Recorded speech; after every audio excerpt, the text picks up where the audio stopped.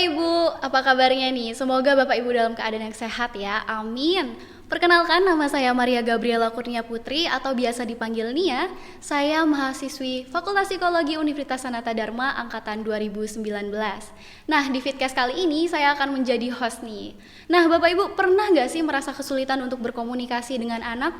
Aduh, anak saya tuh nggak pernah dengar kalau diomongin, atau anak saya tuh sukanya ngeyelan nih kalau diomongin bapak mamanya. Nah, kalau Bapak Ibu pernah merasakan hal ini, Fitcast kali ini akan berguna nih buat Bapak Ibu. Sesuai dengan judulnya, kali ini kita akan ngobrolin tentang komunikasi positif dalam relasi antar orang tua dan anak.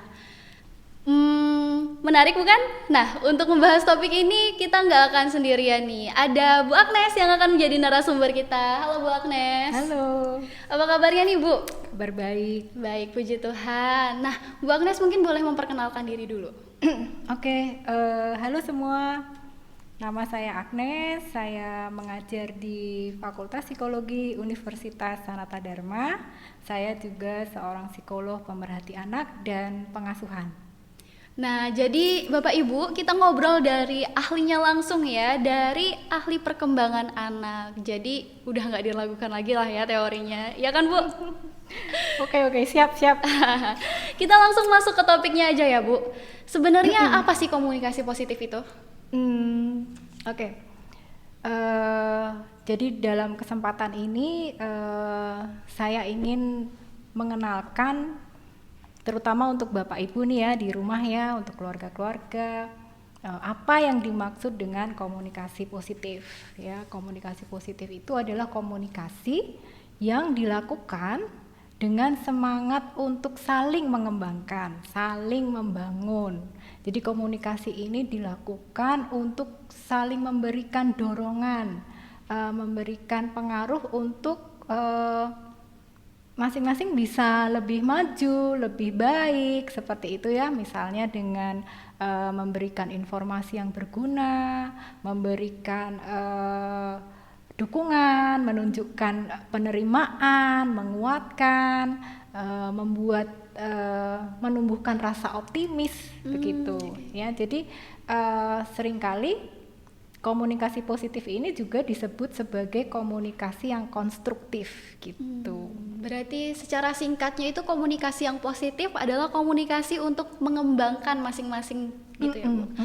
Nah, itu tadi kan yang positifnya nih Bu. Kalau yang negatifnya gimana Bu? Kalau negatifnya ya kebalikannya ya. Jadi komunikasi ini ketika itu dilakukan itu bisa menghambat perkembangan seseorang gitu. Jadi orang lain itu menjadi kecil hati, menjadi lebih pesimis, menjadi putus asa, nggak happy gitu.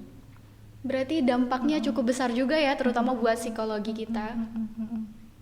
Nah Bu, berhubungan dengan tema kita nih Bu, apa sih pentingnya untuk menerapkan komunikasi positif dalam keluarga, terutama dalam pengasuhan Ibu? Penting ya komunikasi positif tuh di dalam keluarga ya, terutama untuk pengasuhan anak gitu ya, karena komunikasi positif ini punya banyak fungsi ya. Yang pertama, sesuai sama pengertiannya, maka komunikasi positif itu bisa membantu anak untuk pengembangan dirinya gitu ya, untuk membantu dia berkembang. Jadi kan melalui komunikasi positif ini orang tua memberikan sosialisasi tentang banyak hal gitu ya, tentang keterampilan-keterampilan hidup ya, mengajarkan keterampilan hidup, kemudian mengajarkan nilai-nilai gitu ya. Bagaimana sih seharusnya berhubungan dengan orang lain gitu ya. Lalu yang kedua, fungsi komunikasi positif ini adalah tentunya memelihara relasi di dalam keluarga itu, karena kan dengan komunikasi positif nih antar anggota keluarga memberikan dukungan ya, dukungan emosional gitu ya, memberikan apa ya, menunjukkan penerimaan satu sama lain seperti itu. Jadi terbangunlah iklim yang lebih hangat gitu ya, terpelihara relasi baik dalam keluarga itu. Kemudian yang ketiga fungsinya adalah tentunya untuk bagi keluarga itu bisa bersama-sama mendapatkan pemecahan masalah gitu.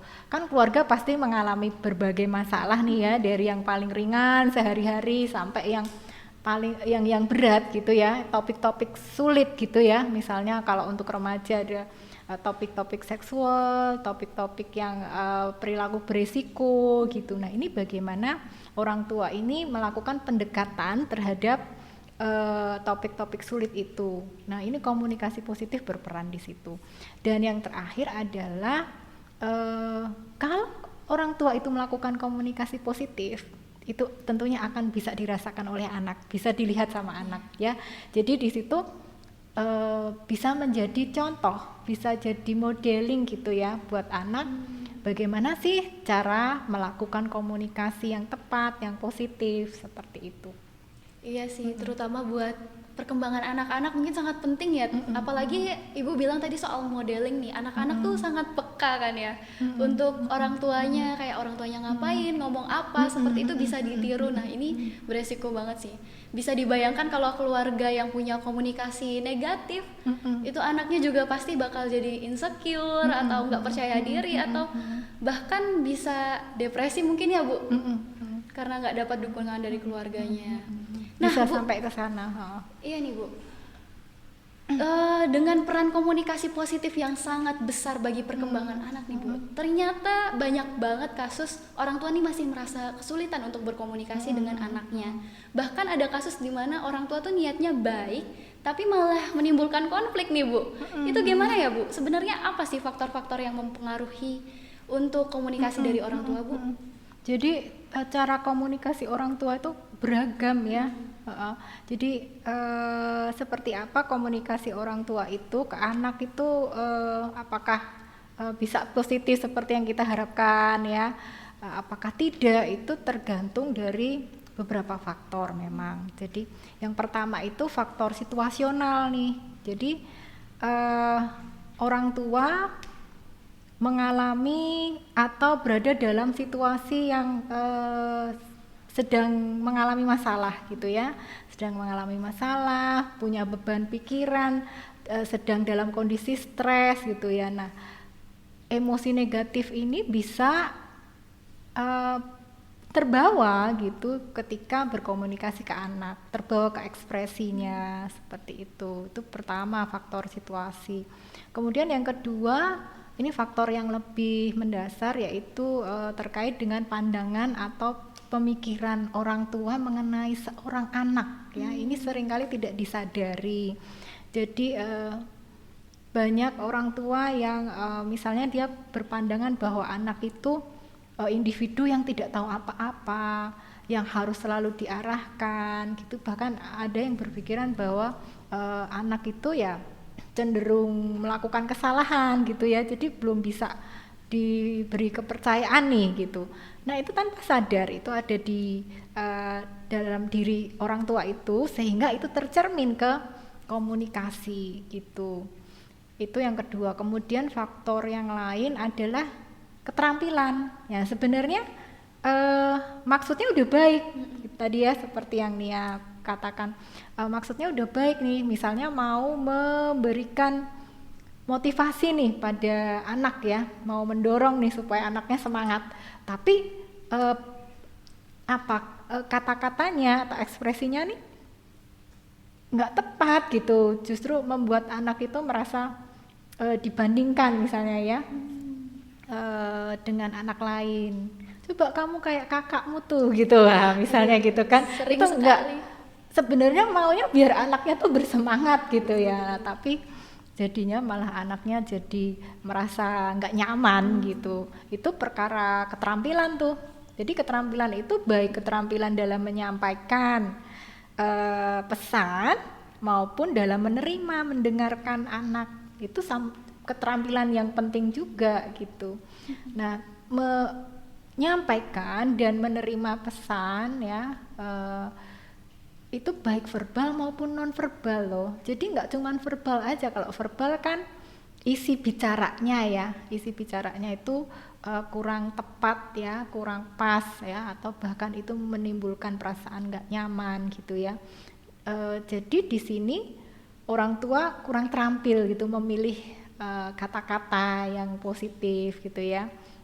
Mungkin juga kurang pengetahuan, kurang terbiasa begitu ya.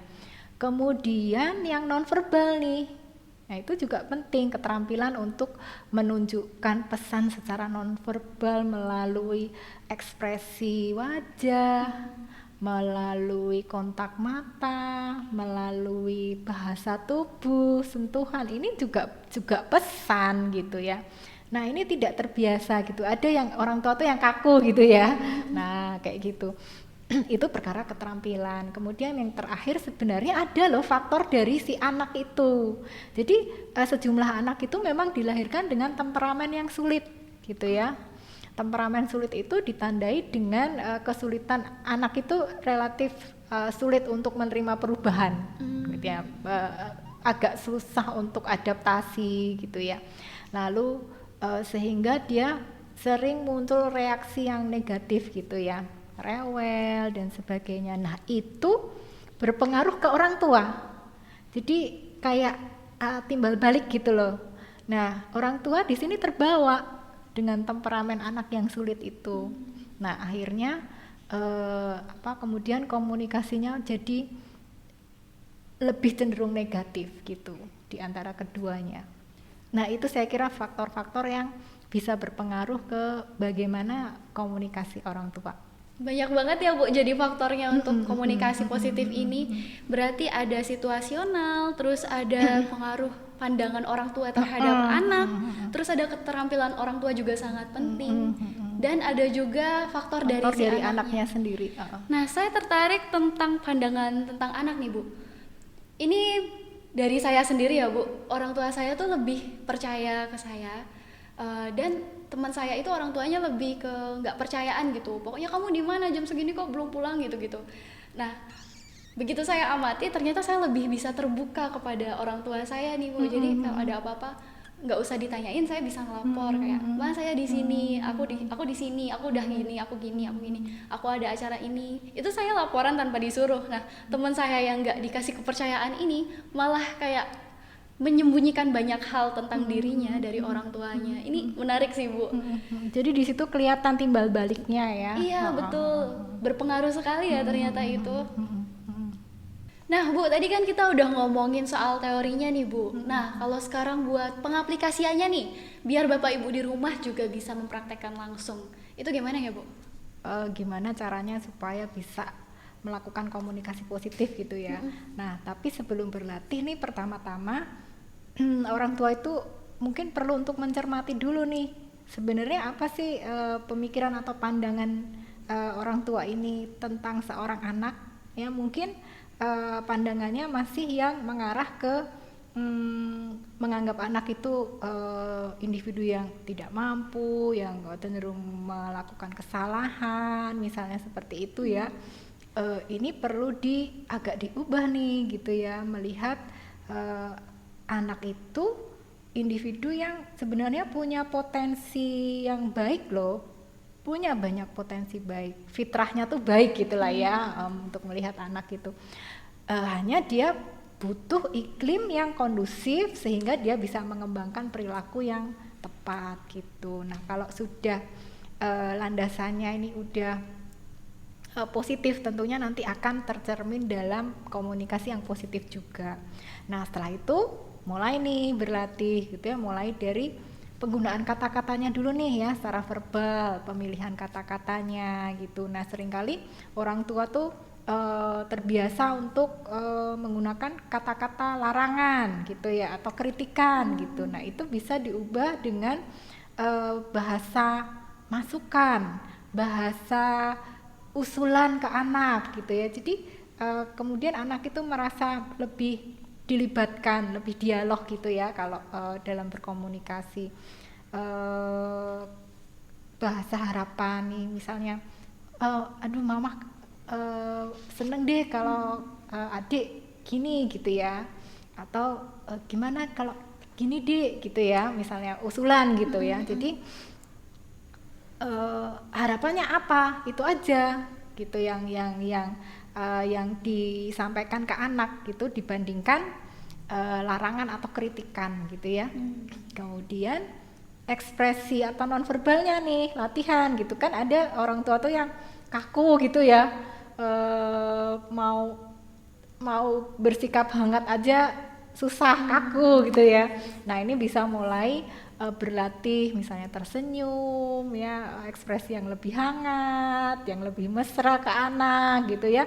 Latihannya yang mulai hal-hal kecil aja, misalnya menyapa di pagi hari, menyapa setelah pulang kerja gitu ya. Itu hanya sapaan aja itu udah bagus lah untuk permulaan, untuk kemudian nanti terbiasa gitu ya, ekspresinya lebih positif. Menanyakan sesuatu, menanyakan keadaan anak gitu ya, tidak menanyakan hal-hal yang kayak oh, kamu udah makan, kamu udah bikin PR, tapi lebih ke gimana kabarnya hari ini gitu ya, gimana perasaanmu hari ini gitu ya. Itu dimulai gitu, nanti lama-lama akan terbiasa. Itu bisa latihan gitu kayak gitu. Jadi yang paling pertama tuh emang harus dari hati dulu ya Bu ya, tentang gimana sih konsep orang tua terhadap anaknya. Kalau udah dari hati baik, baru bisa tercermin dari perlakuannya, dari perilaku orang tua ke anaknya. Betul. Ini ada yang menarik nih Bu, tentang kata-kata orang tua, karena saya sendiri sering sekali mendengar kata-kata larangan dari orang tua. Ya entah itu orang tua saya atau orang tua yang lain tuh di Indonesia sering sekali, misalnya, "Ma, aku mau pergi main." "Nggak boleh, kamu harus ngerjain tugas dulu," gitu. Tapi mungkin dari kata-kata ibu tadi, dari saran ibu bisa nih diubah. Kalau kamu ngerjain tugas dulu gimana? Mama seneng loh kalau kamu ngerjain tugas dulu baru pergi main gitu. Mungkin bisa diganti seperti itu ya, kalimat Bu, ya? yang positif seperti itu. Iya. Jadi bisa dari hal-hal yang sederhana ya sebenarnya. Sebenarnya sehari-hari Oke, aja. oke. Menarik. Oke Bu, ada satu pertanyaan dari saya nih Bu. Kalau misalnya orang tua itu sudah menjalankan komunikasi positif nih, dia sudah merasa hangat kepada anaknya, sudah berbicara dengan baik, sudah berperilaku ya selayaknya orang tua yang hangat seperti itu ya Bu, sesuai dengan yang apa Ibu jelaskan tadi. Tapi anaknya tuh masih nggak mau mendengarkan kata-kata orang tuanya, masih dingin kepada orang tuanya. Itu kenapa ya Bu? Dan bagaimana buat mengelola itu biar bisa terjalin komunikasi positif? Artinya itu anak belum sepenuhnya trust ya sama orang tua ya, belum sepenuhnya merasa nyaman ke orang tuanya gitu ya. Terlepas dari mungkin anak punya karakteristik yang sulit gitu ya. Nah, apa yang membuat dia nggak nyaman? Mungkin orang tua kurang konsisten gitu ya. Ada waktunya orang tua kelepasan nih ya, satu ekspresi gitu yang membuat anak nggak nyaman gitu. Jadi memang mesti konsisten nih orang tua itu untuk memperlakukan anak dengan komunikasi yang positif itu. Kemudian ya yang terpenting tadi ya, bahwa itu bisa konsisten kalau memang dari basicnya, dari landasan cara melihat anak ya, pandangan terhadap anak, pemikiran tentang anak itu positif gitu. Jadi kalau itu sudah positif, sebagian besar sih pasti ekspresinya akan positif. Nah itu mungkin orang tua bisa mencermati lagi gitu ya, mengevaluasi dirinya. Bagaimana sih sebenarnya, apa yang masih kurang ya, begitu. Kemudian bisa juga kalau anaknya tetap sulit nih ya, ada satu tips gitu untuk bisa mendekati anak ya. Anak diajak ngobrol melalui hal-hal yang dia sukai gitu. Nah, ini tidak terbatas usia ya, dari usia anak yang kecil sampai remaja nih pasti seneng nih kalau orang tuanya bisa ngajak ngobrol sesuatu yang dia suka, sesuatu yang dia interest gitu. Nah itu mungkin bisa dicoba gitu. Bener banget nih Bu, karena biasanya orang tua itu kalau ngobrol sama anaknya itu bahasanya tentang apa yang orang tua sukai nih, bukan tentang apa yang anak sukai. Mungkin Bapak Ibu di rumah boleh dicoba nih untuk mencari tahu dan ngobrol tentang jalan masuk untuk jalan nyambung masuk ke anak. benar. Nah Bu, kita nggak terasa udah ngomong banyak sekali ya Bu, mulai dari pengertian tentang komunikasi positif itu apa, terus pentingnya buat relasi antar orang tua dan anak itu seperti apa, sampai cara orang tua untuk melatih nih komunikasi positifnya. Mungkin ada pesan-pesan nih dari Bu Agnes. Pesan ya, jadi pertama bahwa kalau mau mengubah iklim atau menciptakan iklim dalam keluarga itu memang peran besarnya itu terletak pada orang tua. Jadi kalau mau mengubah iklim dalam keluarga, yang mulai berubah tuh orang tuanya dulu, karena dia kan pemegang peran otoritas dalam keluarga ya. Nah itu jadi peran orang tua itu mesti disadari betul. Jadi ya diharapkan kerelaan hati orang tua ya untuk berubah duluan gitu ya, untuk membuka jalan ke iklim yang lebih hangat gitu. Kemudian yang kedua adalah bahwa mengasuh anak itu latihannya nggak berhenti ya, nggak ada berhentinya terus gitu ya. Misalnya saya tuh tahu teorinya gitu, tapi sampai sekarang juga saya mesti latihan terus ya, mengelola emosi saya sendiri gitu ya, supaya di depan anak itu lebih bisa tenang, calm, bisa lebih positif gitu. Dan ilmu pengasuhan itu juga nggak ada habisnya ya, mengingat selain perkembangan usia anak juga perkembangan zaman gitu. Itu sih pesan untuk para orang tua. Iya. Berarti emang jadi orang tua itu harus rela ya duluan apapun, termasuk dalam perubahan iklim keluarga. Dan untuk orang tua nih tidak ada hentinya untuk belajar tentang pengasuhan. Baik, terima kasih banyak Bu Agnes untuk ilmunya. Iya, semoga bermanfaat. Amin. Nah, buat Bapak Ibu juga terima kasih sudah menonton kami. Maaf juga kalau ada salah-salah kata. Sekarang sudah waktunya kami pamit. Sampai jumpa di vidcast berikutnya. Sampai jumpa.